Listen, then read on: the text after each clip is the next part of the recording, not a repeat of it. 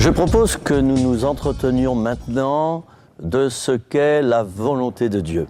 On en parle souvent de la volonté de Dieu, on en parle bien ou on en parle mal, et la référence, bien sûr, en ce qui concerne ce thème, c'est la parole de Dieu, ce sont les écrits bibliques.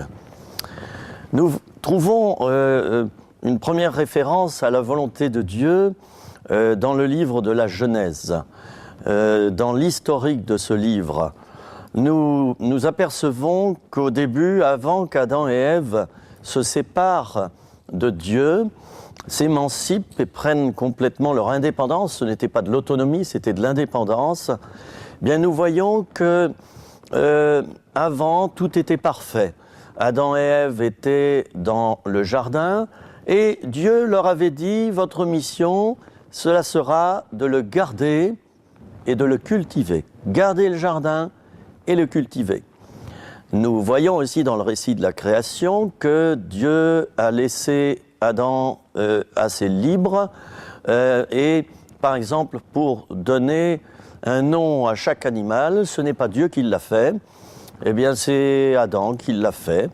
Et nous les hommes, nous avons suivi, nous leur donnons même un petit nom à ces animaux. Alors au départ tout était parfait. Et puis, tout se passait bien.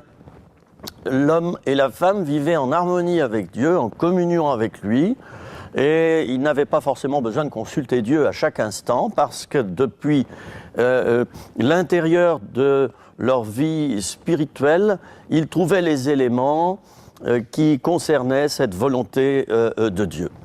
Et puis, il y a eu la chute.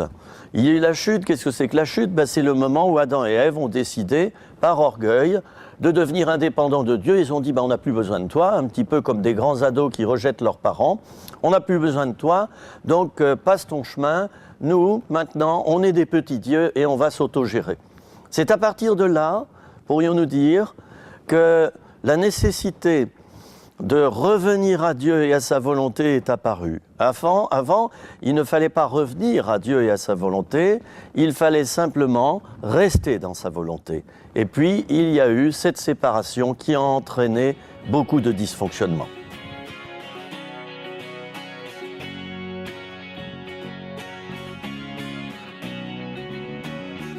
Avant cette séparation d'Adam et Ève dans le jardin d'Éden, tout était bien, et puis ils étaient là, rendus capables, lorsqu'ils se trouvaient en face du bien et du mal, de rejeter complètement le mal et de choisir totalement le bien, donc la perfection. Et ils étaient de ce fait même aussi parfaits à l'intérieur d'eux-mêmes.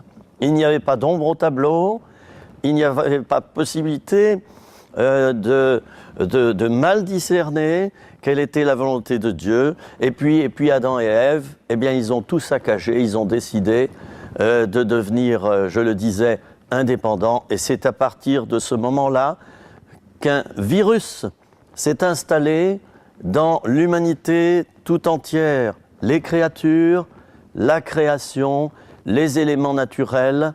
Imaginez un virus informatique qui s'introduit dans votre ordinateur, il va tout saccager à l'intérieur de votre ordinateur, même si vous ne vous en apercevez pas tout de suite.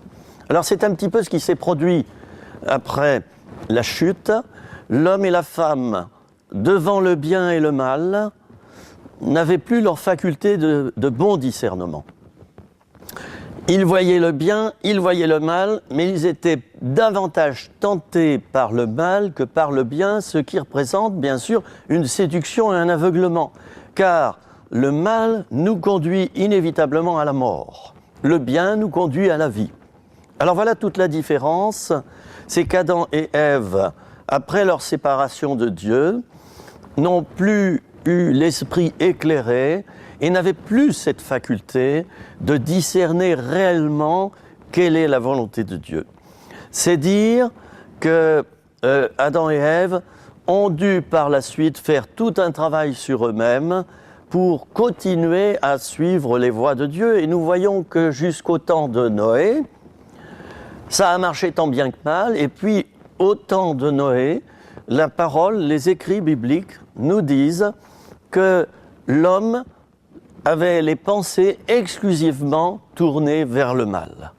Encore une fois, nous voyons que cette génération du temps de Noé avait réellement besoin d'un nouvel éclairage, d'un coup de main de la part de Dieu, et c'est Noé qui va représenter ce changement. Noé est une préfiguration de Jésus-Christ lui-même, c'est lui qui a permis à l'homme d'être sauvé en montant dans l'arche, de même que Jésus a été, bien sûr, le sauveur de l'humanité entière, et par la croix, nous avons tous la possibilité de rejoindre le salut offert par Dieu en Jésus-Christ.